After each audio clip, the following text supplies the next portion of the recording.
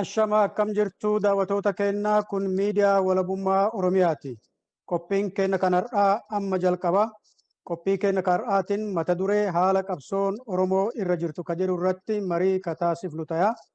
Haga xumura qophii keenyatti akkan waliin turtaniif affeerraa kenna. Marii kana taasisuuf keessummaa lama qabadhee dhiyaadheera. Isaanillee obbo Abdii Badhaadhaa fi obbo Muhammad Muummeeti. Keessummoonni keenya baga nagaan gara toora miidiyaa walabummaa Oromiyaa dhuftan. Galatooma isinis nu afeeruu keessaniif. Hayyee ka suduudumaan gara gaaffii fi deebii kennaa seenuuf haalli amma impaayera Itoophiyaa keessa jiru sun baay'ee fokkataadha. Jeeqama guddatu jira. Kanumaan wal qabsiisee mee haala keessatti biyyi keenya Oromiyaan uummanni Oromootii fi haala qabsoon Oromoo irra jirtu maal akka fakkaatu mee gabaabinaan daawwattoota keenya nu ibsa. Obbo Abdii isinirraa jalqaba. Galatooma Dr. Bayyaan akkasumas immoo waltajjii walabummaan hiree kana nuu kennitanii akka waltajjii kana irratti yaada keenya ibsinu nuu gochuudhaa fi galata qabdu. Haalli yeroo ammaa impaayerri Itoophiyaa keessa jiru haala yaaddessaadhaa fi keessattuu uummata cunqurfamaa amma keessa jiru kana keessatti haalaan kan baroota darban irraa kan nama yaaddessu keessa dhukkuba immoo impaayeraa dhukkuba koovidiin haalli uummanni keessa jiruu fi akkasuma immoo sagantaan siyaasaa hiriiree yookaan diriiree jiru maqaa bilchiginnaatiin deemaa jiru impaayerri sun sochii isa dhumaarra jirti. Kana immoo kan fidee rakkoo ofittummaa warra impaayera kana deebisnee ijaarra jedhutu rakkoo kana keessa seensise. Rakkoo kanaaf immoo kan bu'uura ta'ee ijaaramuu yookaan immoo jaarmaan Oromoodhaa ititee waa tokko gochuun kanaan nu saaxile. Impaayerri kun akka amma deemu kanatti yoo ta'e rakkoo hamaa keessa bu'aatii isaa irratti immoo miidhaan inni fidu tilmaamuun nama rakkisa jedhee yaadu. Kanaaf haala amma keessa jirru haala suukkanneessaa fi haala yeroo gabaabaa keessatti furmaata argachuu qaba jedhee namana. Galatooma obbo Abdii mee obbo Muhammad Muummee gama keessan dhufa. Mee haala kanarratti waan jettan yoo qabaattan. Tole Dr. Bayyaan dura dursoo hedduu galatooma miidiyaan walabummaa Oromiyaa afeerraa kana nu godhuu keessaniif hedduu galatoomaan jira. Haala impaayera Itoophiyaatiif ilaalchisee impaayerri Itoophiyaa kun takka nagayaas argatee hin beeku. Ummatoota cunqurfamoofis nagaya kennee hin beeku. Impaayerri kun duraanis humnaan diriirfame waan ta'eef warri impaayera kana itti fufsiisuu barbaadu humnumaan itti fufsiisuu barbaadu jechaadha. Haala yeroo ammaa keessatti haalli impaayera keessatti deemu jiru maal fakkaataa yoo jennee ilaalle waa hedduutu jira. Kanneen jijjiirama amma dhufe kanatti carraa argatanii hedduutu jira jechaadha. Kanneen ammoo carraa argametti faayida'uu dadhabanii jeequmsa keessa galaniis jiran jechaadha. Kana keessaa kan nu ilaalu dhimma Oromoo fi Oromiyaa waan ta'eef dhimma Oromoo fi Oromiyaa ilaalchisee Oromiyaan amma biyya jeeqamtuu taatee jirti jechaadha. Jeequmsa kana ammoo impaayera haareetti bifa haareyaan warra impaayera kana itti fufsiisuu barbaaduun caasaa diriirfamaa jirurra rakkinoota gara Oromootiin gara jaarmee Oromootiin gaaffii uummataa irratti dantaa uummataa dursuu dadhabuudhaan kufaatii jaarmeewwanni Oromoodhaa warri jaarmee kana uummata kana bilisoomsina jaan kufaatii uummatatti fidanii uummanni keenya ammaas bifa haarayaan haala hin taaneef saaxilamuun ni jira jechuudha barbaadeeti gabaabatti. Hayyee galatooma gara gaaffii lammataatitti ce'a. Akkuma beekamu qabsoon qarree fi qeerroon keenya godhaman maaster pilaanii Finfinnee kan uummata keenya naannoo Finfinneetirraa buqqaasee lafa irraa fudhatu san dura dhaabatuuf jalqabame. Haa ta'u malee jijjiiramni eega dhufellee uummata keenya lafarraa buqqisuun qotee bulaa keenya lafarraa buqqisanii lafa saamuun ka daran ka bara wayyaanee san caalaa itti fufaa jira. Uummanni Oromoo immoo qabsaa'otas haa ta'u jaarmayoota Oromollee haa ta'u haala kanarratti waa jedhaan jiran dubbatamaa hin jirani. Haalli kun yoo akkanatti itti fufu taate uummata Oromootiif rakkoo guddaa ta'a. Mee kanarratti isin maal jettu? Obbo Abdii. Galatooma mee seenaadhuma maaster pilaanii jedhu kanatti yoo duubatti deebinee ilaalle bara 2014 rakkoon uummanni ofii isaatii fi keessattuu dargaggoonni barattoonni Oromoodhaa finciluuni roorroo uummata irratti gahaa jiru maqaa adda addaatti baasuun yeroo sana keessatti egaa TPLF waan kana kan hoogganaa ture. Hooggansa sana keessatti warri OPDO'n mormii ka'uu kun akkamitti dhaamsina? Oromiyaa jedhamtu kana bakka lamatti yoo kunne malee nagaa hin argannu. Nagaa argachuuf immoo Finfinnee jedhamu kana handhuura Oromiyaa keessaa baasuun kaayyoo keenya ta'uu qabaa kan jedhanii mootummaan TPLF abbaa hirrummaatii waan lafa kaawwate sanarraa kan ka'een haalli babal'inni bara 1991 akka sararame sanarraa hafee daangaarraa Oromiyaan har'a amma Ambootti asii amma Adaamaatti Finfinneen wal tuquu qabaa kan jedhu yookaan lafa land grab kan irraa ka'eeni darbanii lafa fudhachuun suni fi ilmaan nafxanyaa naannoo adda addaarraa fidanii irratti qubachiisuun sun maal agarsiisaa Oromiyaa jedhamu kana bakka lamatti kutuu sanaa fi isaan gargaaraa jechaadha. Sanarraa kan ka'een egaa bara sana fincilli diddaan kun kan ka'e waa'ee maaster pilaanii irratti harka qullaa barattoonni yuunivarsiitii, barattoonni sadarkaa kutaa lammaffaa akkasumallee kutaa tokkoffaa qotee bulaan irratti dammaqee wanti kun dhugaadha haqa kan jedhu daangaarraa daangaatti uummanni keenya harka tokkoon qabatee bara 2014 kan eegale bara 2018 jijjiirama amma jedhamu kana fidee jechaadha. Jijjiiramni kun kan dhufe ilmaan Oromoo dhiiga ilmaan Oromoo har'a nafxanyaan illee nurratti qoosaa jirtu kuni gaaf sana gadi bahanii waan kana hin jenne garuu har'a aangoo irratti immoo isaantu abbaa ta'uudha jechaadha. Sanarratti immoo eenyudha kan kana rakkoo ammas rakkoo kanaaf kan gufuu ta'e qabsoo kana asiin ga'e jaarmaa ititaa dhabuu keenya. Jaarmaa otoo hin taane fincila uummataatu sadarkaa sanaanii kuffisee jechaadha wayyaanii waggaa 4 keessatti raase. Kan kana ta'e tokko biyya keessaa dargaggoonni hiree argatan sanatti dhimma bahuun tokkummaa isaanii tiksuun abbaa biyyummaa Oromoof Oromiyaa jedhu sana jiddu galeessa godhatanii bahaa, kaabaa, kibbaa, lixaa otoo hin jenne tokko ta'uudhaan qabsoo sana injifatanii jechaadha.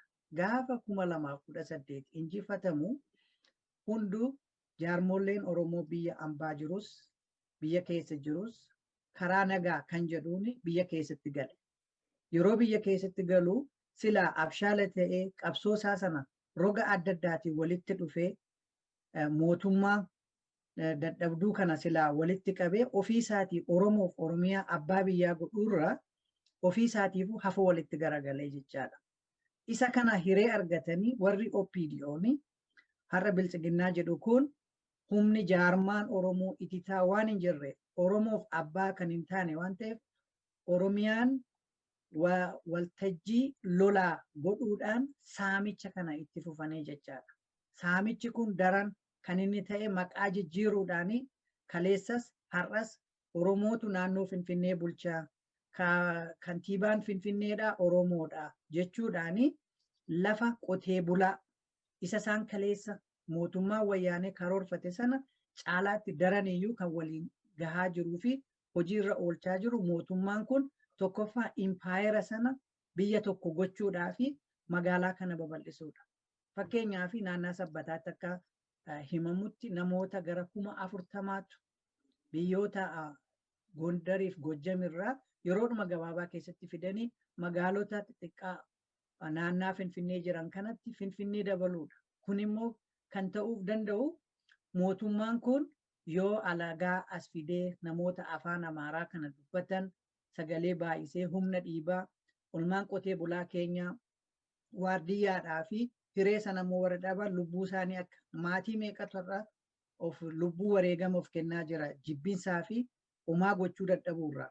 Kanaaf isa kanaaf immoo waardiyyaa ta'ee akka eeguuf kan gochaa jiran warra OPDO yookaan immoo PP maqaa jedhamu kanaan ijoolleedhuma Oromoodhuma kana ittiin cabsuuf warra ka'antu kana caala gochaa jira. Kanaaf immoo kan nu saaxile ammallee irra deebi'ee jaarmaa dhabuu keenya Oromoonis qabsoosaa sanaa fi abbaa ta'ee fi kan bakkaan ga'u ebelu kan jedhu wallaaluutu rakkoo kana fide ammallee rakkoon kun itti fufa. Rakkoo kana dhaamsuuf immoo yoo nuti Oromoon akka sabaatti dhaabbatee lakkii nu gahee jedhee kan mataasaaf ta'u yoo murtii ofii murteeffate kanan taane taanaan itti fufa ammallee kana caalaa Oromiyaa jedhamtuyyuu daangaan jedhamu maappii yookaan kaartaa irraayyuu ka'uudhaa fi shakkiin qabu kan jedhuun qaba galatooma. Hayyee mee kanumarratti obbo Muhammad Maammee wanni itti daatan yoo jiraate. Tole Jaalabdiin akka gaariitti ibsee waa'een master pilaanii Finfinnee ilaalchisee Oromoo lafarraa buqqaasuun har'aa miti kan jalqabe. Bara Minilik bara Hayile Sillaaseettis bifuma wal fakkaataadhaan haaluma kanaatu ture jechaadha. Keessaawuu Oromoo jiddugala Oromiyaadha buqqaasuun kuni bara Minilik irraa jalqabee Hayile Sillaaseen itti fufee jechaadha. Hedduun Oromoota jiddugala Oromiyaa buqqaanii naannoo Oromiyaa biraa keessa akka qubataa turan nutis beeknaa seenaanis ni ibsaa jechaadha. Kun egaa saamichi lafaa yeroo akka malee babal'atee daangaa dabru uummanni keenya qeerroo fi dargaggoon barattoonni walumaa galatti gaanamu sabni keenya fudhatuu hin dandeenye waan san irratti tokkummaadhaan qabsaa'ee jechaadha. Tokkummaan qabsaa'ee master pilaaniin sun master pilaaniin TPLF saamicha lafa Oromoo gurguruu ittiin duroomuu jalqabde suni san fashalsiisanii jechaadha. Kana qofatti hin dhaabbanne uummanni keenya eega master pilaaniin Finfinnee dhaabbate booda gara qabsoo gara wayyaanuma mataasiitu buqqaasutti itti fufee jechaadha. Waggaa 2-3 itti fufee egaa 2018 keessa wayyaaniin Oromiyaa irraa buqqaatee akka naannoo isiitti Tigraayitti deebitu godhee jechaadha. Uummanni keenya injifannoo ajaa'ibaa addunyaa irratti dinqisiifame galmeesse jechaadha. Injifannoon sun akkamitti dhufee yoo jennee ilaalle injifannoon sun tokkummaa uummata keenyaa dhiiraa dhalaan ijoollee manguddoon wal qabatanii dantaa Oromoo dursuudhaan qabsoo isaan godhaniitu harka duwwaa wayyaanii akkasitti sodaatamaa turte sanii harka duwwaa uummanni keenya tokkummaa wal qabatee kaasee jechaadha. Kunis fakkeenya gaarii bu'aa tokkummaan qabu barnoota guddaa fi fakkeenya gaarii warra silaa qabsaa'ota silaa Oromiyaa fi Oromoo bilisoomsina jiruuf tahee jechaadha. Garuu irraa barachuun hin danda'amne. Amma yoo kanumattuu teenyee namni tokko uummanni tokko fedhii isaarraa barachuu qaba. Maal ta'ani? Injifannoon sadarkaa sanitti ijoollee dargaggoo qeerroo 5,000 itti wareegnee wayyaanee akkasitti hidhattee waggaa 27 nama dhiitaa saamaa ajjeesaa turte san harka duwwaa buqqise. Akkamitti sabni akkasitti injifannoo akkasii galmeesse injifannoo sanitti akkamitti abbaa ta'uu dadhabe? Maaltu ta'e bakka kanatti? Oromoon alaa fi keessaa walitti dhufee jaarmeeyonni waggaa meeqa biyya ollaa maaddeeffatanii uummata kana bilisoomsina jedhan fi kanneen faca'anii biyyoota ollaatii fi biyya adda addaa keessa turan hundinuu biyyatti deebinee injifannoo uummata keenyaa san galmaan geenya jennee walitti dhufne bolola aangootii fi dhiigoo hamaa fi ajandaa hin beekamne warra qabuun wanni sun fashalee jecha injifannoon uummata keenyaa sun fashalee har'a immoo harka nama biraatti kufne harka naftanyaatti kufne jechuun kanarraa dhufe jechaadha. Yeroo takka takka waan diinni sirratti hojjetu diinni karoora isaatiin ajandaa isaatiin hojjeta jechaadha. Nuti immoo warri uummata kana bilisoomsinaa Oromiyaa fi Oromoo bilisoomsinaa dantaa uummata Oromoo tiksinaa eegna jennu kuni iflaaluu danda'utu nurra jira. Maal taane uummanni keenya yeroo adda addaa uummanni Oromoo wareega qaalii kafalee injifannoo galmeessa. Injifannoo sanitti abbaa ta'uu hin danda'u. Hulaarra gahee harkaa fudhatama. Hulaarra gahee achumatti kufee booda deebi'a. Har'a bakka qabsoon xumurame jennetti haaluma keessa turre keessatti deebinee jechaadha. Amma Oromoon fi warri qabsaa'onni Oromoodha wal hubannoo hin qaban. Tokkummaan hin jiru. Jaarmanni hin jiru. Uummanni Oromoo wabii tokkollee hin qabu jechaadha amma. Akka uummanni kun walitti dhufee mari'atee rakkoo keessa jiru kanaaf furmaata barbaadus ajandaalee adda addaatiin gurra duchanii ija jaamsanii itti duulanii jechaadha. Kuni dhaabbatu qabaa fayyuun qaba. Uummanni keenya miidhaa hamaa keessa jira. Miidhaa hamaa keessaas ture.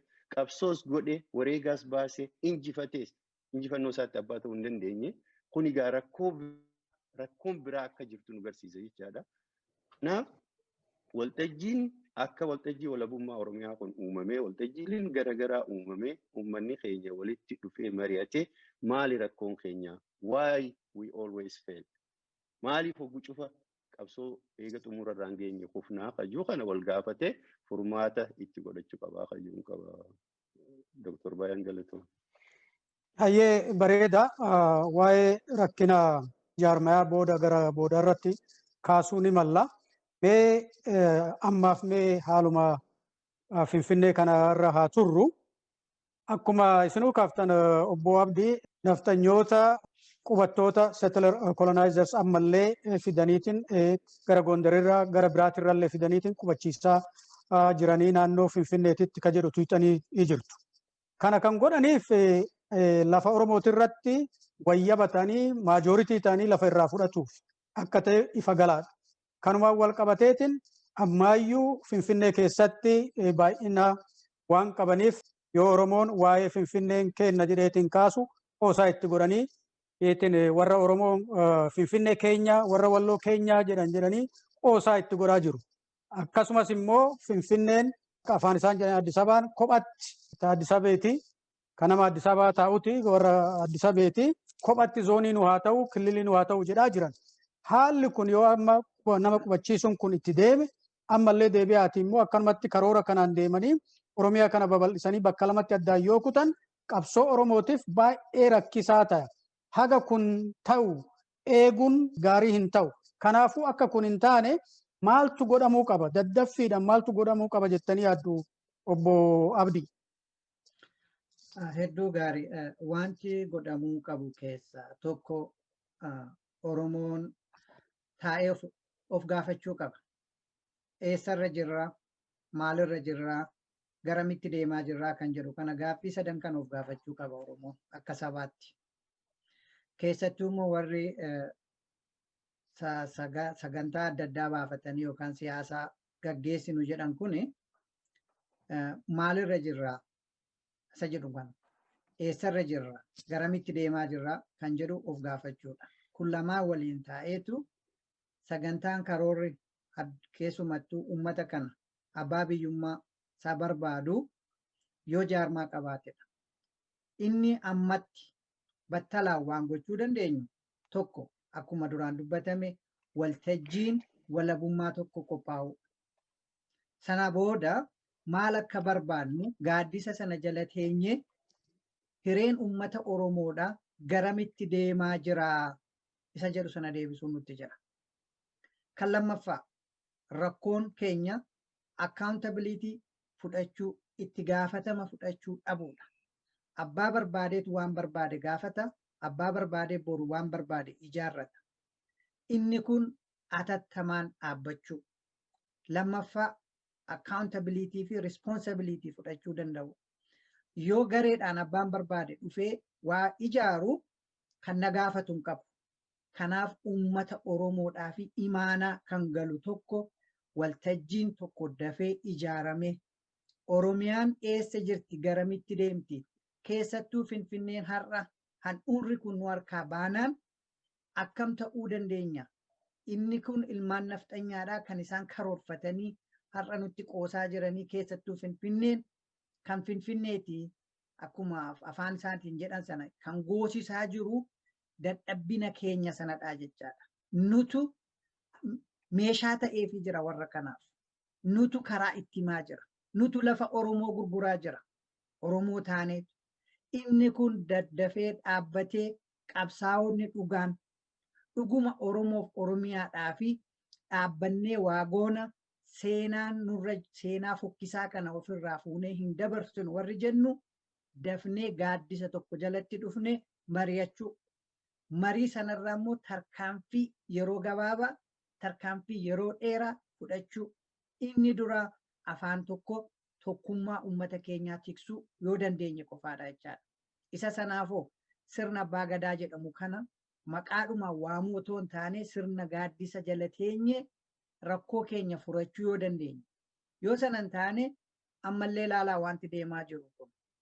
Kana kan godhaa jiru immoo nuyi ilmaan Oromooti malee alagaatti waan quba qabnu hin jiru.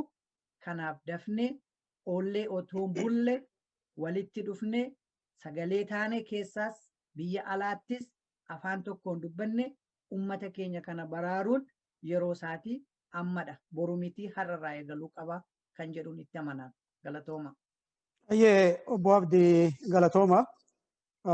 Obbo Muhammad yoo waan kanarratti waan idaatan jiraate carraa isinii kenna. Bareedaadha. Wanni itti dabalu yoo jiraate wanti maaster pilaanii Finfinnee kuni itti fufee jennaan gaafamaadha. Wanti kun Oromoo lafa isaarraa buqqaasanii alagaa qubsiisuun kun bara dargiitis itti fufee jira jechaadha. Safaraa kajuuni namoota beelaa fi safaraa kajuu fi beela sababsachuudhaan gara noorziirraa uummata buqqaasanii Oromiyaa keessa qubsiisuun numa jira. Inni ture jechaadha. Sunis qabsoo uummata Oromoo dadhabsiisuudhaaf fakkeenyaaf amma naannoo qabsoon itti deemtu qabsoon bilisummaa keessa jirtu fa'aa keessa geessanii achi qubsiisanii jechaadha.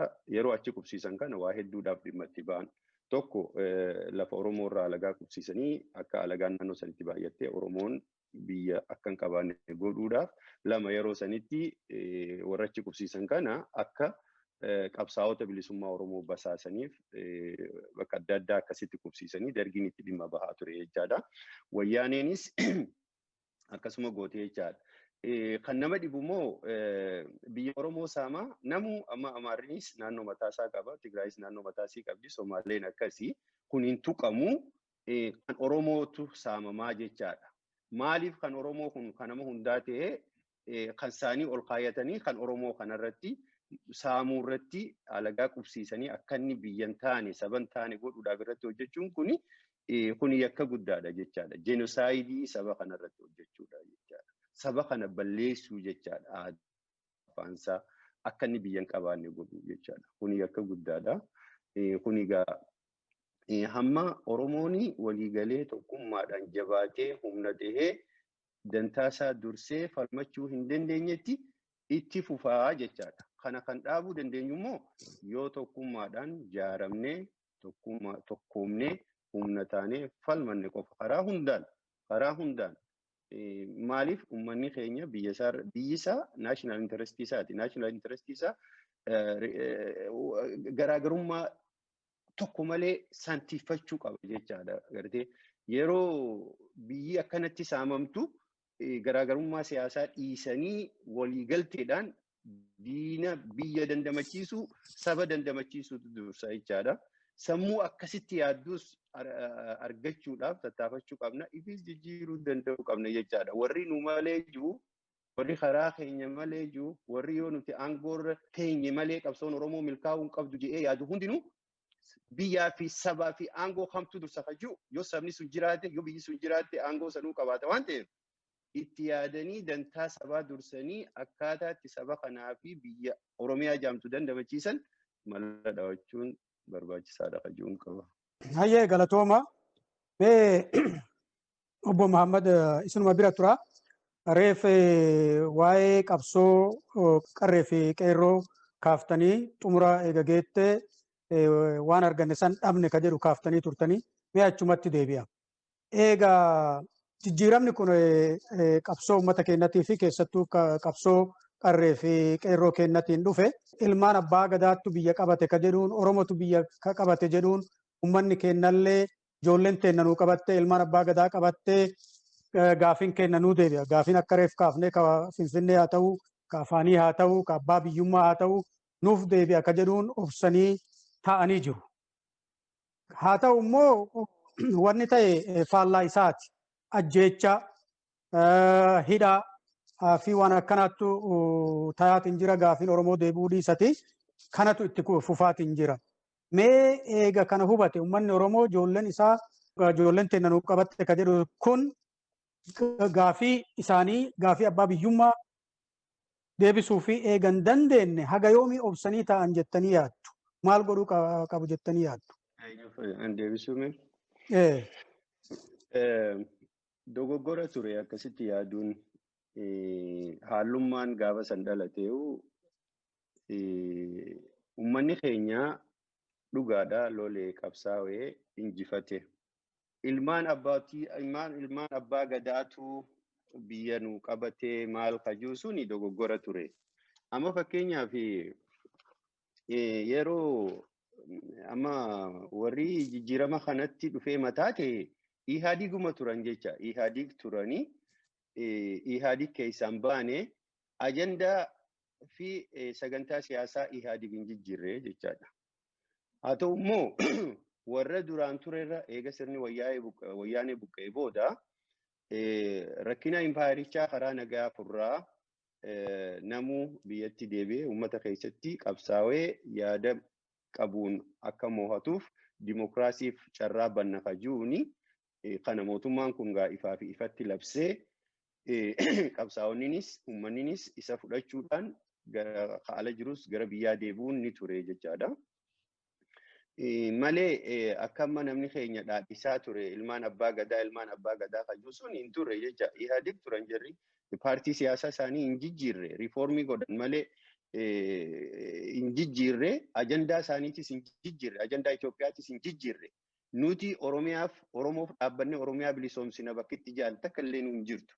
Garuu wanni isaan jaan karaa nagayaa hundinuu karaa nagayaa qabsoofnee karaa nagayaa namu gaafii qabu uummatatti dhiyeessee yoo moohee gaariidha isa namoonni fudhannaa kajuun namu akka biyyatti deebi'amu godhame malee gaafii uummata Oromoo galmaan geenya Oromiyaa bilisoomsina wanni jaame takka illee hin jirtu. Akkasitti yaaduun dogoggora ture jechaadha.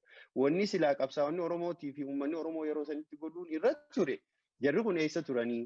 Ihaadiguma turanii. Ihaadig irra jijjiiramanii jiru. Ajandaa Itoophiyummaa san dhiisanii moo hin dhiisne kajuu osoo ilaalin haala duree tokko malee deeggarsa guddaa kennaniif jechaadha. Karaa biraatiin silaa kan qabsaa'onni kaayoo kanarratti yeroo dheeraadhaaf kaayoo qabsoo bilisummaa fi walabummaa Oromiyaa irratti qabsaa'aa turan dafnee uummata keenya yeroo sanitti uummata keenya qabachuu uummata keenya wajjin humna taane gaafiin uummata keenya akka galma geessu irratti hojjechuun nurra ture. Sun carraa hin arganne walittuu dhufuurra uummata tokkummaa qabu ni facaase jechaadha. Qeeroo akkasitti tokkummaan kaatee qabsoo goote san hundaa'u gargar qooddachuudhaan anaatu jaari jechaadhaan tokkummaa ititaa akkasitti uummanni keenya jaarratee yeroo dheeraa booda argatee qabsoo ittiin godhee diinatti injifate sanuu ni fashalsiisanii booda deebisanii jechaadha. Haalli kun egaa maal nu barsiisa? Dhuguma saba kanaaf qabsaa'aa jirra. Moo dantaaf qabsaa'aa jirra. Kajuu nama geessa. Feelariin keenya achirratti jechuu barbaadeeti. Ayyee mee achumaanuu waa isinii edaa waan karaa nagaatiin jedhu kaaftanii jirtu. Karaa nagaatiin dhaabbileen marruu jaarmayoonni marruu sagantaa isaanii uummatatti dhiyeessanii yoo uummataan kan filaman taate ka jedhu kaaftanii jirtu. Yeroo ammaa kanatti mootummaan Abiy kuni rakkoon uummataa filmaataan hiikama ka jedhuun filmaataaf qophaa'aa jira. Akkasumas jaarmayoonni Oromollee keessattuu KFO fi ABO'n kabirallee filmaata kana keessa qooda fudhatuuf galmaayanii jiru. Yeroo ammaa kanatti yeroo hoogganoonni isaanii, miseensonni isaanii, waajjirri isaanii jalaa cufameetiin wanni marruu karaan itti cufame kana keessatti KFO fi ABO'n filmaata kana keessa qooda fudhachuun karaadha jettanii yaaltu. Filmaanni ammas deemu kun immoo rakkoo ummata, rakkoo biyya sanii yookiin rakkoo ummata hiika jettanii yaaltu. Mee obbo Waamme achumaan itti fufa.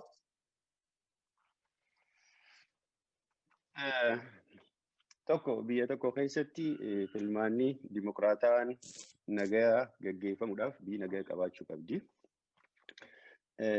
Mormitoonni immoo paartii mormitootaa carraa nagaan galuu, nagaan uummata keessa bobba'uu, waajjiroota naannoo barbaadanitti bakka fedhanii banatanii, uummata ijaaranii, uummata mobilaayiz godhuu argachuu qabanii. Suni waan mul'atu fakkaatu. Gama KFO jetteef isaanis akka amma miidiyaarraa arginutti miseensonni isaanii gurguddaan hidhaa waan jiraniif filmaata keessa hin hirmaannu kajuu oduun waan isaan babarreessan irraa ni argina. Kan adda bilisummaa Oromoo jiru kun dhiifama naa godhi. Adda bilisummaa Oromoo akka jaarmaattuu hin jiru dhugaa yoo dubbanne. Adda bilisummaa Oromoo yeroo dheeraadhaaf waggaa dheeraadhaaf jeequmsa keessa ture jechaadha. Waggaa 20 guutuu adda bilisummaa Oromoo kan jiru kun diigamaa ture jechaadha. Diigamaa ture, gargar babahaa ture. Yeroo takkaa 2 miti 3 4 5 gargar babahaa ture. Sababni maalii? Maaltu dhaaba kana gargar babaasaa? Maaltu dhaaba kana bittinneessaa jedhee miseensonni dhaabota gareelee kana jala jiranis warri gareelee kana hooggananis namni if gaafatan hin jiru.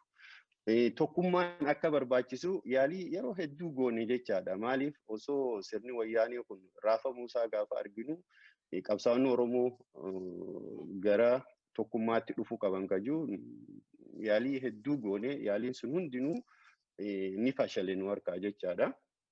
Amma tokko yoo addi bilisummaa Oromoo bifa haareetti gartuun jirtu hundinuu walitti deebitee dhaaba jabaa adda bilisummaa Oromoo jabaa tokko argamsiifatte malee akka amma jirutti jaarmanni Oromoo tokkolleenu filmaata kanaaf doggomanii uummataaf bu'aa buusan kajuu hin qabu. Kan amma maqaa adda bilisummaa Oromootiin jiru kunis ibsobuu yoo taate malee addi bilisummaa Oromoo amma tokko miti, jaarmaa tokko miti, jaarmaa 2 3 4 jira waan ta'eef kunis dhugaa miti jechuudha. Uummata keenyaan sobuun gaarii miti. Amma fakkeenyaaf yoo dhugaa dubbanne gartuun Daawud Ibsaa tan amma tokko taatee biyyatti galtee jirti jechaadha. Bakka 2 jirti jechaadha. Kanaafuu rakkina bololli aangoo hamaan mooraa qabsoo Oromoo keessa waan jiruuf bifa kanaan Oromoon faca'insa kanarraa gara tokkummaatti yoo dhufe malee taa'ee mari'atee adda bilisummaa Oromoo mataan isaatu taa'ee mari'atee qabsaa'onni kun bakka takka deebi'anii hoggana haarayaa fi caasaa haaraya tolfatee yoo bifa haarayaan dhiyaatee qabsootti fufe malee haala amma jirutti adda bilisummaa Oromootiif KFO kajuu kuni waan uummata Oromootiif bu'aa takka illee fiduu miti.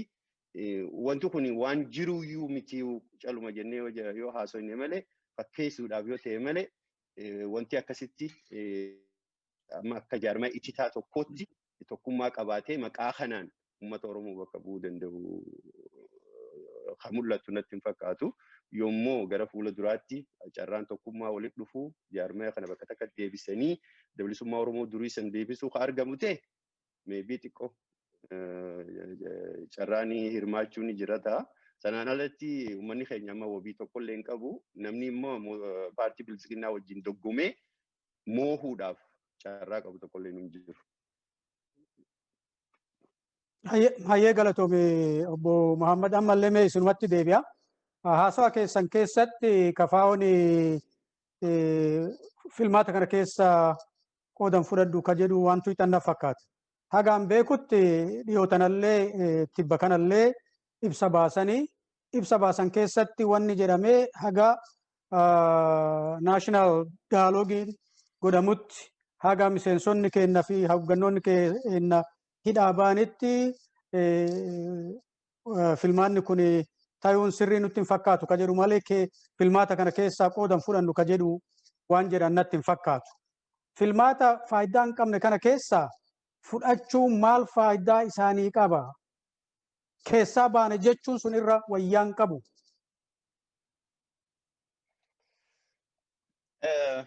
Irra wayyaa qaba. Fakkeenyaaf amma akkasumaan jee amma fakkeenyaaf isaan hogganoonni isaanii gurguddooni amma fakkeenyaaf nama akka Jawaar Mohaammed fa'aatu hidhaa jira kafaa'oodha. Nama akka Baqqalaa Garbaa fa'aatu hidhaa jira kafaa'oodha. Hogganoonni keenya kun hiikamuu malee hin hirmaannu jechuun hin hirmaannuma jechuudha. Osoo hirmaatanillee immoo bifa Oromoon amma keessa jiruun haala Oromoon amma keessa jiruun haala jaarmee Oromoo jidduu waliigaltee fi tokkummaan hin jirreen bu'aa tokkollee hin fidu. Bu'aa tokkollee hin fidu.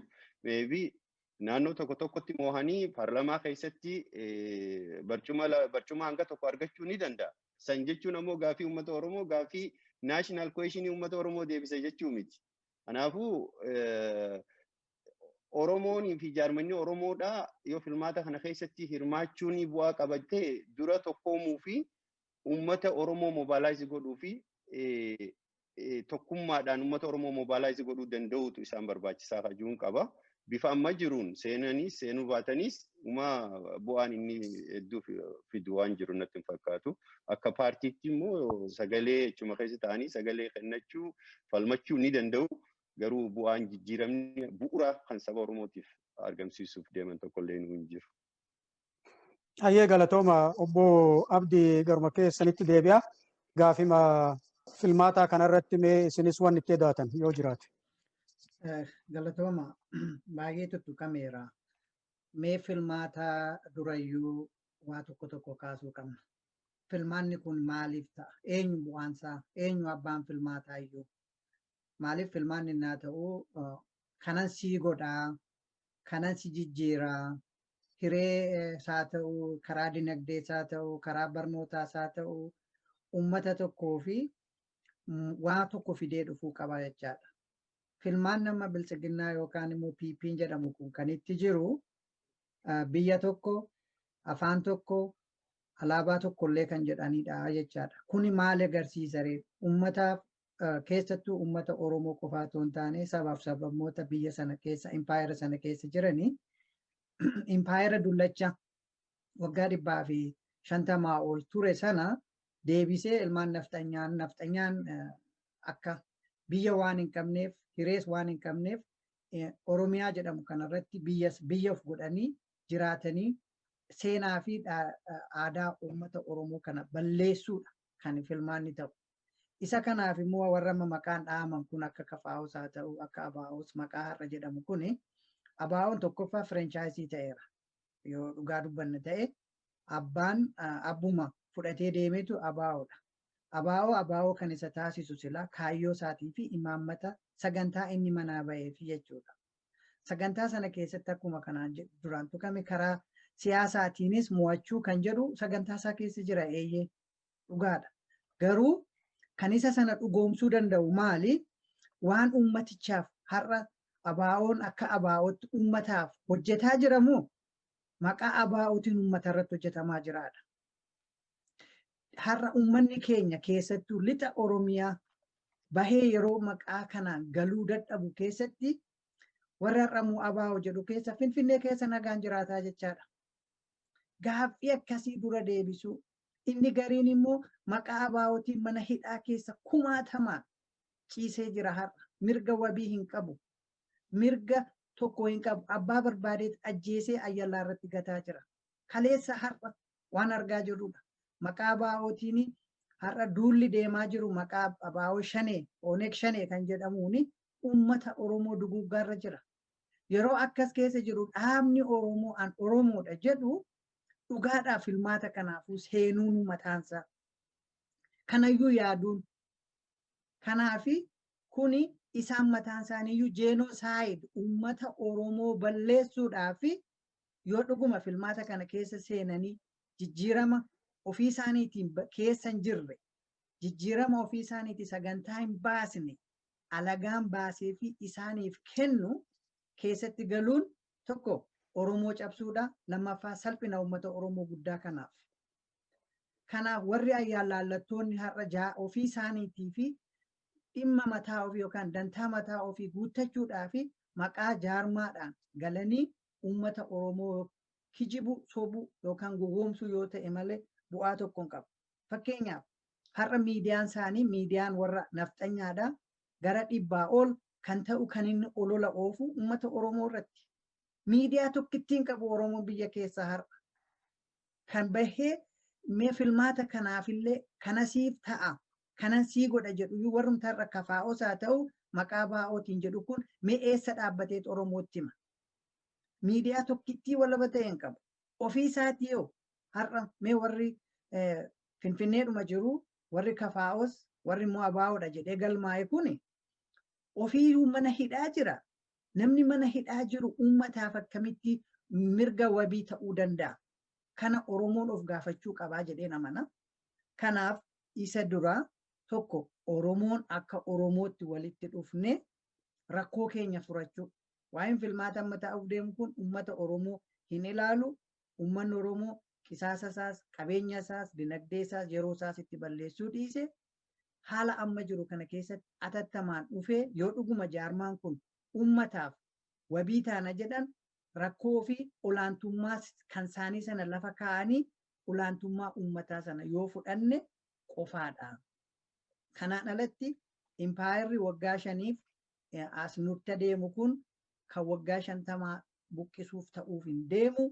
Kanaafi kana hubachuu qabu keessa galuun isaanii miidhaa fi garbummaa Oromoo irratti dabala malee bu'aa tokko hin qabu kan jedhuun amana asuma yaada kiyyaan itti dabaluu barbaade galatooma.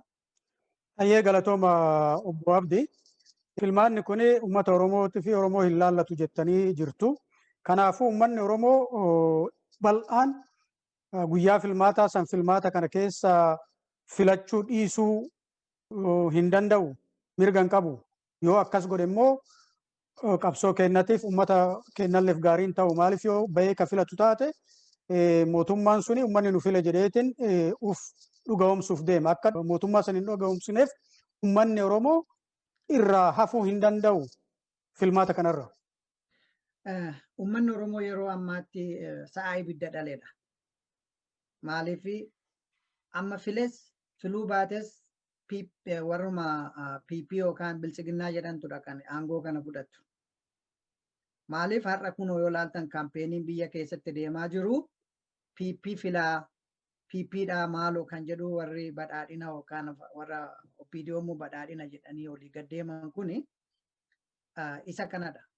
Yoo laala bara ammaa toon taane baruma wayyaanee keessatti 99 waa tokko guyyaa tokko barcuma kursii tokkoon kennineef warra opposition group yookaan immoo warra isaaniin faallaa dhaabbataniif. Filanis filuu baatanis Oromoodhaan wanti jijjiiramu abadan hin jiru. Oromoon jabaatee jaarmaa ititaa tokko isa namni anatu sii ta'a otoo hin jenne Oromoon ofii isaatiif isaaf ta'u yoo qabaate abbaa biyyummaa isaa sana mirkaneeffate qofaadha kan nagaan jiraatu. Files filuu baatus nagaan qabu. Hin du'a. Borus iftaanis har'as mana irratti gubaa jiru. Ilmaan isaa fixaa jiru. Akka ijoolleen barattee barnoota ishii wakka hin goone gochaa jiru. Eessattuu amma laalame ijoollee keenya naannoo Amaaraatti dhaqanii barataa jiran kana waan isaan gochaa jiran miidiyaa sabquunnamtiin adda addaa argaa jirra. Uummata nagaadhaan waliin jiraataa jiru waan gochaa jiran.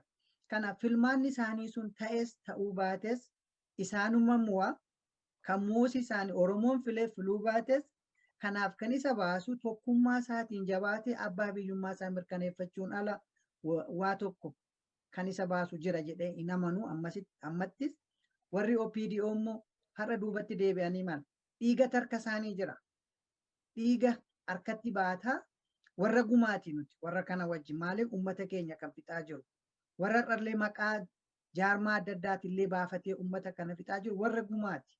Kanaaf warri gumaa wajjiniini filles filuu baannus akka amantii kiyyaatti akka hubannoo kiyyaatti bu'aa tokko nuuf hin qabu. Kan nuuf qabu maali? Har'a filmaata sana dagannee akkamitti walitti dhufne rakkoo keenya har'a harkaan nu qabu kana waliin keessattuu warri hayyoota nuti waa baranneerra ummata kanaaf beekna jedhan karaa rakkoorraa gara tokko waa tokko soqanii fi ummata kana walitti fidanii qeerroof qarreen biyya keessa har'a boba'aa jiru jireenya dhabee rakkataa jiru kun immoo gamtaa'ee sagantaan tokko bahee kan Oromiyaaf ta'u jaarmaa isaaf ta'u tokko lafa qabaatee abbaa biyyummaa isaan sana mirkaneeffachuu qofaatu nuuf qorichaa kan jedhu qaba. Ayyee galatooma isin lachuu yuumee marii keenya keessatti rakkinni guddaan rakkina jaarmayaati rakkina hoogganaati ka jedhu irra deddeebitanii kaaftanii jirtu amma mee garasitti ceenaa yeroo ammaa kanatti dhaabni naashinaal liidarshiippiin tokko hoogganni biyyoolessaa tokko ka qabsoo Oromoo kana gaafii Oromoo kana qabateetiin ceesisu hin jiru maali rakkinni kun maalirraa burqa jettaniitiin yaaddu obbo Mahammad. Gaariidha beektaa zuma asanuugaa uummanni keenya mara 1999 biyya keessa jira siistama kana jala jira jechuun barbaade waan hedduurraa ala ta'uu hin danda'u uummanni jiraachuus qaba waan ta'eef jechuu barbaadeeti. Rakkoon jaarmaya dhabuu fi hooggana dhabuu kuni mooraa qabsoo bilisummaa Oromoo keessatti abbaa irreetu dagaagee jechaadha. Isaa'uu 2001 booda mooraan qabsoo bilisummaa Oromoo ijaaramaan turre diigamaa turte. Sababni diigamteef maali? Abbaa irreeti aangoo mataa fi dursuu qofaan qabsoo ummataatiif qabsoo sabaatiif dantaa dhabuutu mul'ate jechaadha. Wanti kuni amma dhaabni beekamaanii qabsoo Oromoo kana yeroo dheeraadhaaf qabsoo godhee asiin ga'e tokko adda bilisummaa Oromooti waan ta'eef adda bilisummaa Oromoo kun 2001 irraa eegalee diigamaa ture jechaadha. Gargar babahaa ture yeroo takkaanii 2 miti 3 miti yeroo 4-5 bakka 4-5 10 hiirame jechaadha. Sababni isaa maal akka ta'e xiqqoo tokkorra wayyaadha kaan irratti ololee maqaa balleessiidhaan gartee akka badu akka dhabamu godhuudha. Fakkeenyaaf amma waan bada yeroo dhugaa falmuu irratti gartee haala siraa dibeetiidhaan falmaadhaan fixachuu danda'an akka ija diinummaatiin wallaaluudhaan wal balleessuu qofa irratti fuula deeffamee jechaadha. Haala kanaan hanga mana seeraatti amma yeroo adda bilisummaa Oromoo qaama ce'umsaatii fi adda bilisummaa Oromoo shanii gumiitti gargar ba'ame sanii gama adda bilisummaa Oromoo qaama ce'umsaatiin kan ture rakkootu jira. Rakkoon kuni furmaata argachuu qabdiidha. Gara kaaniin ammoo uummanni kuni hoogganaa dhaabaa irratti fincilanii hoogganaa dhaabaa jijjiiruu barbaadanii baduu qabanii kajuuni hatta waanuma uummanni Oromoo wareega qaalii irratti baase alaabaa fi asxaallee akka yuuziin goone jechuudhaan mana seeraatti illee adda bilisummaa Oromoo qaama ce'umsaa dhiyeessuutu ture jechaadha. Waan hamaa seenaa keessatti yaadatuudhaaf fokkatu hedduutu hojjetamee jechaadha. Haala kana hubachuudhaan bara 2013 bara 2018 gargar bahuu dhufee bara 2012 gargar bahuu dhufee bara 2013 irraa kaafamee tokkummaan barbaachisaa akka ta'etti amanuudhaan hundinuu jaarmoonni bilisummaa Oromoo hundinuu walitti dhufnee marii yeroo dheeraa geggeessaa turre jechaadha. Kun hundinuu kan fashalee dantaa sabaa dursuurra dantaa nama dhuunfaa tokko dursuudhaan haalli sun hundinuu akka milkooyne godhame kanarraa kan ka'e Oromoon jaarmaa ititaa fi hoggana ititaa naashinaal levelitti uummata Oromoo hoogganuu danda'u kanaaf dhabee jechaadha. Abbaa irreetu dagaagee bolola aangootu jira dantaa sabaa dursuun hin jiru akkuma waan ifii mataa isaaniitiif if bilisoomsu yookiin if ijaaruudhaaf qabsoo godhanitti qabsoon sabaa dagatamee qabsaa'oon tokkummaan qabsaa'otaa dagatamee qabsoon kun qabsoo sabaa fi biyyaatti jechuun dagatamee namni dantaa mataa isaatiif qabsoo godhuu eegalee soo haalli kun facaa kana fidee facaan kun ammoo uummata Oromoo hoogganaa fi jaarmaa dhorkee har'a haala amma keessa jiru kana keessa nu fidee jechaadha. Har'allee taanaan anamma kana gaddisiisu waan ta'e san caala har'a yeroo haala hamaa kana keessa jirru ammallee garee gareedhaan waa jaaruutti jirra jechaadha. Silaa har'a as naashinaal akka biyyoolessaatti dhalli Oromoo waggaa meeqa booda gartee yeroo adda addaa isa mudate wareega qaalii isa kafalchiise kana taa'ee mari'atee maali rakkoon hajuu baree furmaatatti godhatee silaa tokkummaadhaan akka deebi'ee sossoo godhuu turre ture haalli akkasii sun hin mul'attu. Ammallee garii gareedhaan waa jaaruutu jira. Ammallee garii gareedhaan wal moo'utu deemaa jira. Kun egaa kasaaraan isaa wareega xiqqaa baafnee bakka barbaannu geenyu dachaadhaan wareega nu kafalchiisaa jechaadha. Meeshaan guddaan Oromoon ittiin bilisoomsuu danda'u tokkummaa isaati. Hamma tokkummaan hin jirretti milkoomuun kaa'uu bakka barbaanne ga'uun saba Oromoo ni ulfaata. Waa'een tokkummaa kuni dursa kennamee fi irratti mari'atamee jaarmaya Oromoo tokko jabaa kan uummata Oromoo bakka bu'ee nagayaa fi lolaafis qopheessuu danda'u argamsiifatuun murteessaadha. Malee bifa kanaan haala hamaa keessa jirra jechaadha. Haala hamaa fokkataa keessa jirra. Yoo ibsuuf taate malee yoo gowwoomsaaf taate malee Oromoon amma haala hamaa keessa jira. Haala kana keessaa bahuuf ammoo waltajjii sadarkaa biyyoolessaatti sadarkaa sabaatti mari'achuu fi furmaata barbaadachuun barbaachisaa afaan hojiin qaba malee filmaanni biraa hin jiru. Hayyee galatooma Obbo Muhammad. Obbo Abdii gama keessanitti deebi'a. Gaafima amma Obbo Muhammad kaase kanarratti waan dabaltan. Waanuma xiqqoon itti dabala. Tokkoffaa akkuma jaallammeen kaase wal gaarreeffachuu gubbaarraa wal ilaaluu kuni aadaa Oromoon hin qabne tokkotu nu jidduutti calaqqisee jira. Kan biraa Oromoodhaatti dafee Oromootti firoomuurraa alagaatti firoomuutu kan inni mul'atu. Yoo laaltanii baruma eddaa uummanni kun keessumattuu jijjiiramni dhufe jedhamee biyyatti gallee haalli qabatamaadhaan Oromoon gaaddisa tokko gaaddisa waloo tokko haa qabaatu kan jedhuun hundumtuu walitti dhufee gammachuudhaan fudhatee gaafa walitti dhufu qaamni har'aa dorgommiidhaaf hin galaa jedhee abaa'oo maqaa dhahatu kuni Oromoo achumatti gateetu AFD bara 2006 ijaare sana irra deebi'ee ijaaramuutu jira.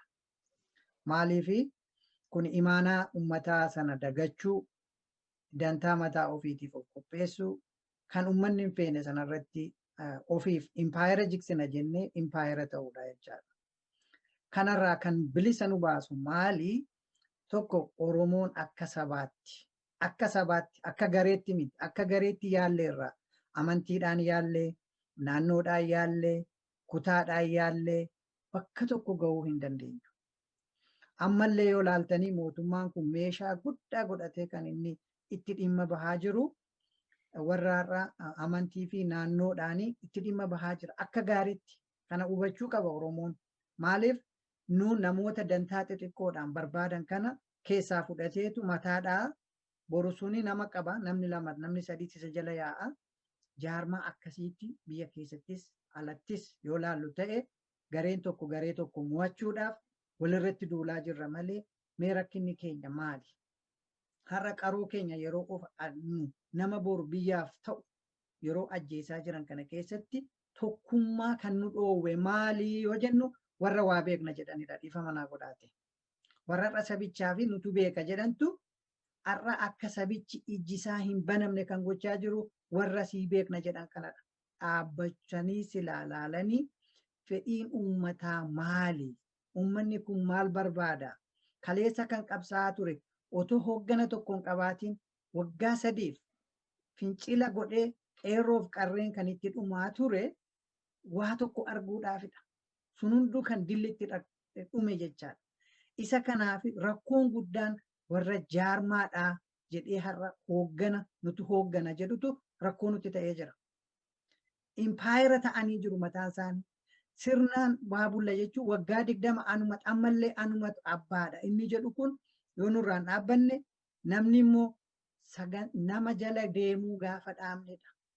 Fakkeenyaaf Dr. Bayyaanaan isin jaaladha wanti si jala deemuu miti waan ati hojjettu sana jala deemuu hin dandeenye. Oromoon kanarraa aadaa fokkisaa kanarraa waa barachuu qabna. Yoo har'a hoogganni tokko waan gaarii hojjete waan inni hojjete sana seenaaf galmaa'e kan isa booda dhufu immoo kana caala hojjechuu danda'a jennee jaarmaatti amanuu namatti amanuu dhiisuu yoo kanan goone ta'e bakka kaleessaarraa waan nama komannuuf hin qabnu ofii keenyaaf ofitti deebinee of komannee lammaffaa badii turte ummata keenya dhiifama gaafachuu sadarkaa hundattu yoo kanan taane ammallee maqaa wal balleessuu tokko xiqqeessuu tokko gadi qabu tokko ol qabu deemna yoo ta'e ummata keenya miidhaa jirra keessattuu sooshaal miidiyaa kana keessatti akkaataa itti dhimma bahaa jirru kun dhugaattu nama saalfachiisa yoo namni tokko har'a ka'ee waan Oromoo gaarii tokko namichi kaleessa xurii ummata lubbuu meeqa kumaatamaan fixe har'a waa tokko jecha gaarii barreesse harka rukunnaaf yoommoo namni tokko har'uma waa dogoggoree balleesse ayyallaatti ganna. Kanarraa dhaabbanne akkaataa ittiin egereen Oromiyaa maal ta'uu qaba. Jaarmaa akkamii nu barbaachisa. Akkuma jaallammeen jedhe jaarmaan keenya tokkummaa. Daaversiitii qabnaa eeyyee akka sabaattuu akka namaattuu garuu Oromoof Oromiyaa jiddu galeessa godhannee abbaa biyyummaa keenya sanaa fi kan walitti nu qabu jaarmaa jabaa kan boru wabii ummataaf ta'u sana qabaachuu qabna malee ammatti hin qabnu. Kana gochuuf immoo gaaddisa tokko jala teenye fedhii keenya sana warra fedhii ummataa dursanii fedhii ofiitiif deeman dhaabbatanii qarreef qeerroof qarree warra har'a hooggansa kennaniif baallii ofii buusanii isaaniitti aangoo dabarsuu yoo danda'ame. Kanaan alatti jaarmaadhuma wal gandaa fi jaarmaa naannoo jaarmaa wal fedhan wal barbaadan ta'ee Oromoon kana caala bitamuuf deema. Kanarraa dafnee of qusannu kan itti dabaluu barbaade galatooma. Ayyee isin lachuu galatooma. Akka isin lamaan irraayyuu hubaddutti rakkinni jaarmaa cimaa dhabuu kuni kan burqee garee gareen ijaaramu akkasumas tokkummaa dhabuu ilaalcha kaayoo tokko dhabuudha ka jedhu na fakkaata. Ilaalcha kaayoo kanarratti yoo deebineetiin jenne gabaabamatti kaayoo sadiitu jira jechuu hin dandeenyu.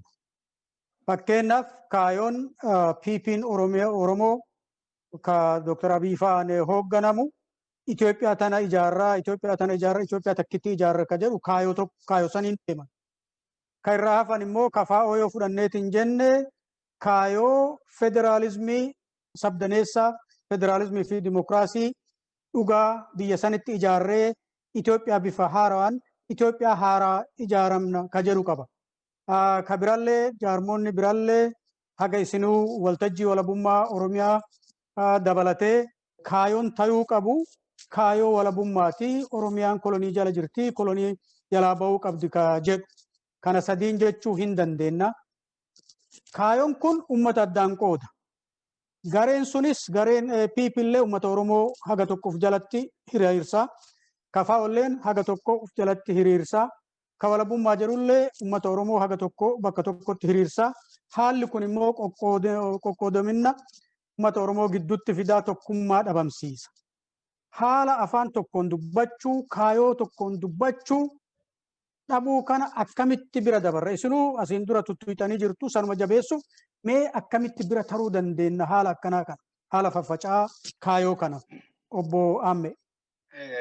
Gaariidha. Laala amma Oromoon akka sabaatti kan gabroome, akka sabaatti kan biyyaa fi biyya isaa dhabe humna alagaatiin qabame jechaadha. Akka sabaatti qabsoon waggaa dheeraadha. Waggaa 150 ja'amu kana uummanni Oromoo takkaa qabsoo dhiisee hin beeku. Qabsoo faffaca'aa bakka adda addaatti diddaa agarsiisaa ture. Egaa caphee booda jechuun xiyyaa harka alagaatti kufee egaa kolonii Habashaa jalatti kufee booda takkaa qabsoo dhiisee hin beeku jechaadha. Uummanni kuni humna alagaa jira jechaadha. Humna alagaa kana ofirraa kaasuudhaaf qabsoo godhaa ture jechaadha. Amma uummanni kun carraa tokko qofa qaba, hiree tokko qofa qaba, biyya tokko qofa qaba jechaadha.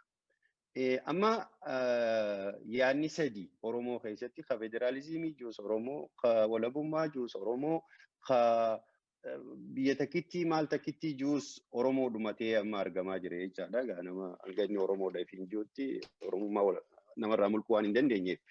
Amma sabni tokko gaafii sadii bakka sadiitti hin qabu. Kan dura ta'uu qabu maal? Kun hundinuu namootaatu yaada mataa isaanii uummata irratti dhiibaa jira jechaadha.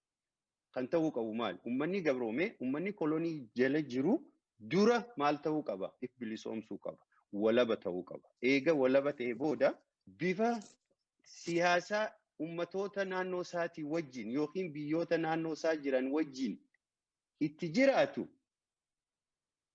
Oromiyaa walaba taateetu federaalizimii yookiin Somaalee wajji yookiin Keeniyaa wajji yookiin Sidaamaa wajji Oromiyaa walaba taateetu san murteessaa jechaadha. Uummata Oromoo walaba ta'eetu kananaa wayya jechuu danda'eetu san murteessa malee abbummaan fedheewu namni saba kanaaf qabsaa hundinuu kana si wayya jechuu ni danda'a garuu kana ta'uu qaba jechuu hin danda'u. Uummata yeroo kan walabummaatti amanu walabummaa si wayyaa. Sababni isaa walabummaa kanaaf si wayyaa jaa. Kaanis federaalizimii si wayya jee yaada kana uummata keessatti gadhiifachuu ni danda'a. Garuu murtiin ammoo uummata Oromootiif kan murteeffatu waan hundaa'u kan murteeffatu uummata Oromoo walaba ta'eetu san murteeffata. Dura dursoo uummata Oromoo walabamsuutu uummata bilisoomsuutu dursa. San booda gaafiin kun sakandiidha jecha gaafiin amma haala gaafa Afrikaa keessatti bifa akkamiitiin jiraatan biyyoota ollaatii wajji jiraannaa kajuu biyyoonni hundinuu namuu dantaa walirraa qaba. Oromiyaan Somaaliyaa irraa dantaa qabdi, Oromiyaan Jabuutii irraa dantaa qabdi, akkasuma Somaaliyaanis Oromiyaa irraa dantaa qabdi jechaadha. Kuni haaluma biyyoonni addunyaa hundi ittiin jiraatan. Federaalizimiin immoo yoo barbaachisaa ta'e sanis yoo Oromiyaa fi warri biraa kan federaalizimii waliin tolfatu irra walii gale Oromiyaa fi uummata Oromoo walaba ta'etu san murteeffata malee jaarmanni siyaasaa tokkolleenu uummataaf murteessuu hin danda'an jechaadha. Kan akkasitti hubatamuu qabaa, kajuun qabaa.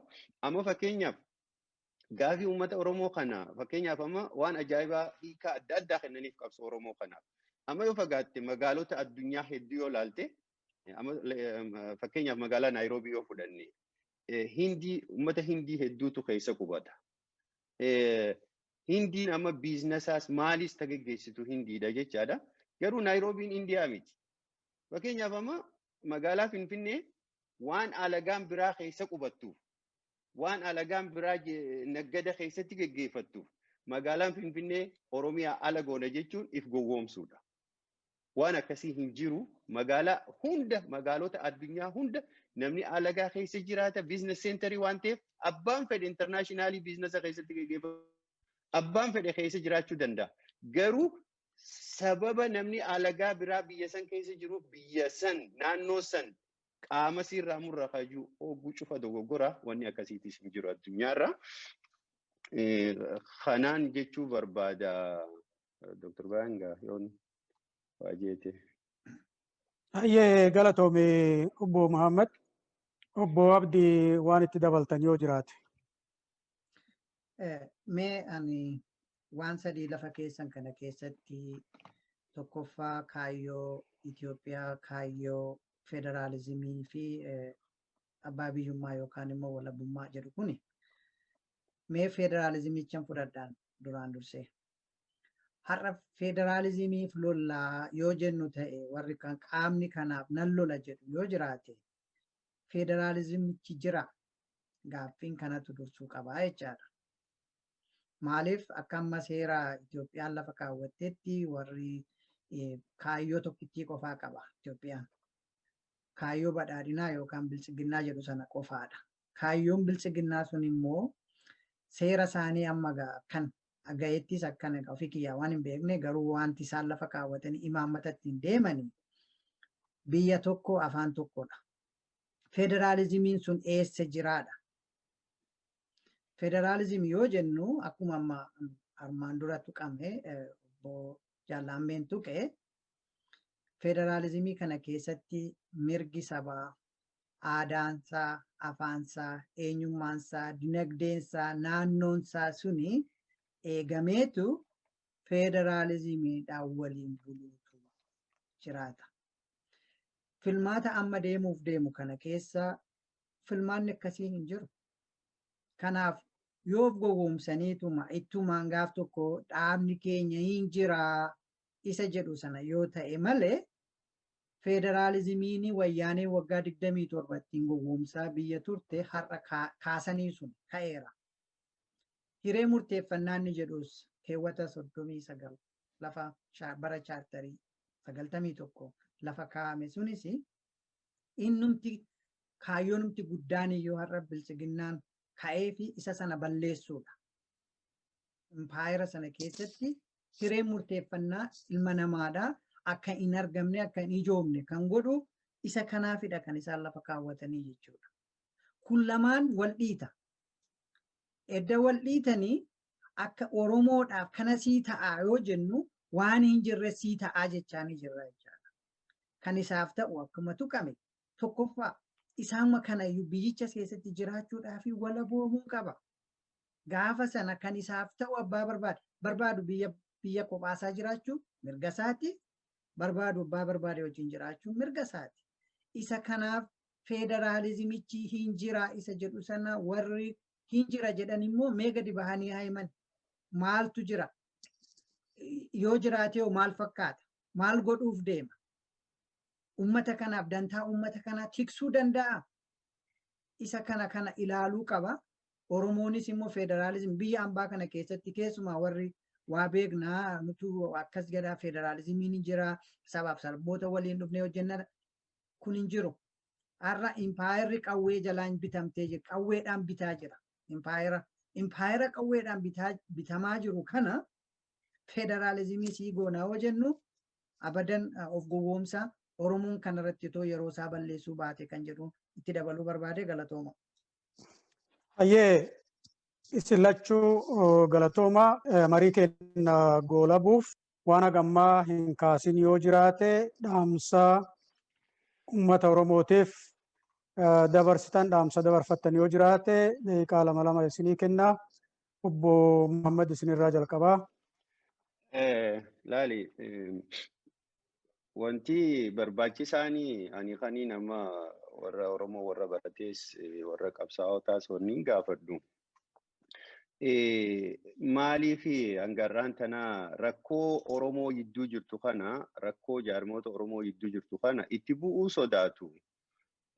sodaatu kun double standardidha jechaadha. Namni rakkina sabasaa rakkina mooraa qabsoo sabasaa keessa jirtu itti bu'ee dubbatee irraa dubbatee rakkina jiru baruudhaaf hin tattaafanne qabsoo san irratti daba hojjechuudha. Ummatichuma irrattuu daba hojjechuudha jechaadha. Maaliif dogoggorrii fi waldhabbiin nu gidduutti uumamu ummata Oromoo wareega baasisaa, ummata Oromoo wareega kafalchiisa waan ta'eef jechaadha.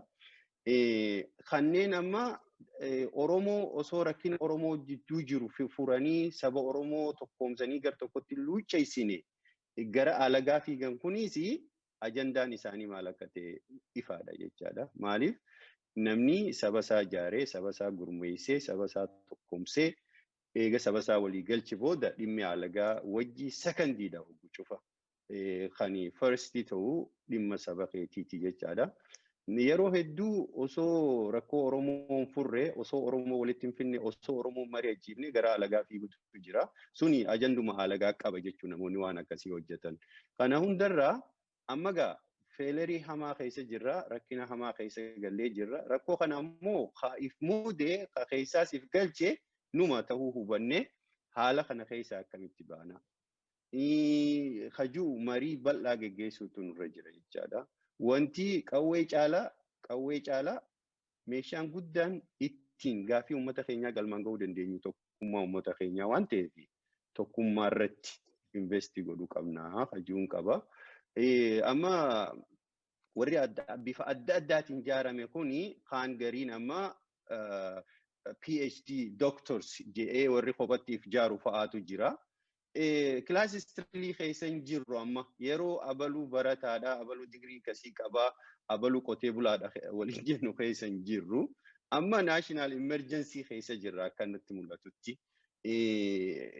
Kanaaf walitti dhufanii mari'achuun gaarii namoonni hedduun dhugaadha waan adda addaa badii adda addaa hojjetanii jiran hojjetaniitis turan kun seenaarra numa jira sanaquu hin danda'ani garuu we have to be accountable for dogoggora hojjennee isa bira kunnee gara fuula duraatti immoo waan gaarii waan haqaa dhugaa qabuu fi ummata dantaa ummata keenyaa dursu hojjechuudhaaf yeroon itti if laallee if haaromsinee haala bareedaadhaan tokkummaa ummata keenyaa cimsinee qabsoo itti fufnu amma kajuun qaba. Kanaafuu gargar babahuun rakkoo osoo agarruu callisuun namoota naannoo keenyaatii jechuudhaan rakkoo isaa haguuguudhaan khasaaraa inni qabsoo irratti fide haguuguudhaan bifa kanaan deemnee kan tokko hin deemnu walitti dhufnee haa mari'annu tokkummaa uummata keenyaa irratti haa hojjennu uummata keenya haa tokkoomsinu. Tokkummaan uummata keenyaa deebi'ii waa hundaatu ta'a humna guddaa eenyullee hin injifanne meeshaa guddaa kaayoo keenya galmaan ga'uu ittiin dandeenyu waan ta'eef inni isarratti halkanii guyyaa hojjechuu qabnaa kajuun qaba Dr. Bayaan galatoomii. Ayyee atillee galatoomii obbo Muhammad Muummee obbo Abdi. Galatooma ani akka dhaamsaatti kanan ani qabu tokko uummanni keenya biyya keessa jiru harka ibiddaa keessa jiraachuu hubanne keessattuu warri biyya alaa jirru immoo uummata keenya kana tokkummaasaa akka inni tokko hin taane gochuurraa dhaabbanne yeroo gabaabaa keessatti uummanni keenya biyya alaa keessaaf dargaggoonni biyya ambaa kana keessatti dhalatanii Oromiyaa jedhamtu gaaf tokko ijaan hin agarreetu edda Hacaaluu wareegame asitti sammuun isaanii tuqamee tokkummaa isaanii tiksuu irratti yaada walitti dhufan kana abbootiin waa beekan immoo jala deemanii garee kanatti ta'aa garee sanatti ta'aa tun taane Oromiyaa jedhaniitu isaan kan beekanii maqaa Oromootiin namoota addaan babbaasuun dhaabbatee walitti dhufnee mari'achuu dogoggorri bakka jiraatetti kuni dogoggorreerraa kan balleesses badiisaa fudhatee dogoggoraan balleesse yoo ta'e akka dogoggoraatti fudhatee gaaddisa tokko jala taa'ee yeroo gabaabaa keessatti sagalee ta'uudhaaf. Amma wanta amma deemaa jiru asumatti biyya ambaa kana keessatti hin argina. Wal mo'achuudhaaf deemaa jirra. Tokko garee tokko kuffisuudhaaf gareen tokko ganda kana ammana godhee gandi kun akkas ta'ee jechuu irratti jira. Kana yeroo gabaabaa keessatti uummanni biyya ambaa jiran dhaabuu. Lammaffaa ijoollee keenya dargaggoota kootu na jala galii kana sii ta'irra akkaataa isaanitti har'a baallii warri dargaggoota kanaa fi warri abbootiidhaa baallii buusanii dargaggoota kana gara waltajjiitti fidan gara aangootti fiduu abbaan biyyummaa kan isaaniiti. Kana booda warri manguddoon bakka gadhiisuu qabu bakka gadhiisuudhaaf ijoollee kanaa fi gadhiisanii immoo deemaa jechuudha borsuu bakka badeen jirtutti irra deebi'anii ilaaluu haala jiru kana gochuu malee ofii fi kursiidhuma gaggabaabduu yeroo gabaabduu kana qabannee taa'uun irraa dhaabbachuu. Kan sadaffaa raayyaa ittisa biyyaa amma uummata Oromoo lafarraa duguugu kun yeroo dhaabu seenaa hamaa keessa jiru seenaa hamaa hojjechuun seenaa kaleessa Minilik nu godhe Haayila Sillaaseen dabale olmaan Oromoo mun irratti hin dabaliina kana nurraa dhaaba kananan immoo irra dabalee waltajjii kana waltajjii walabummaan kun immoo waltajjii kana caala bal'istanii hayyootaa fi qabsaa'ota dhugaa bakka adda addaatti har'a afaan faajjii adda addaatiin tamsa'anii jiran kana waltajjiin kun barbaadee tokkummaa keenya kana jalatti akkuma maqaa keessanii kana waltajjii jettan kana waltajjiin kun waltajjii dhugoomsee uummata keenya kana walitti fidu gochuun kan koree kanaati. Koreen kun egaa carraaqqii ammas calqabdan kun kan ifa bahuu danda'u yoo uummanni kun dhufee gaaddisa kana jalatti waliin mari'atedha. Kana gochuuf immoo yeroo fudhata humna nama barbaachisaa yeroo tokkollee abdii nama kutachiisaa isinillee otoo abdiin kutatiin waltajjii walabummaan kun kan nu baasu walabummaa qofa waan taateef waan kan akka nu jabeessitan hin dhaama. waan carraa kana nu kennitaniif hedduu galatoomaa fayyaa ta'a. Hayyee keessummoota keenya obbo Muhammad Muummee fi obbo Abdii Badhaadhaa miidiyaa walabummaa Oromiyaa irratti dhiyaattanii marii bareedaa kanan waliin taasisuu keessaniif ammallee irra deebi'ee galatoomaa isiniin jedha. Yaadai Dr. Bayan atis galatoomii miidiyaa walabummaa Oromiyaatis hedduu galatoomaa. Galatoomaa koreen kunis fayyaa ta'a Dr. Bayan. Hayyee daawwattoota keenya qophiin qabannee isinii dhiyaanne kanarraa kanumaan raawwata an isin keessummeessaa ture Bayaan Sheekoti haga qophii biraa kana fakkaatu walitti deebinuu nagaan nu tura.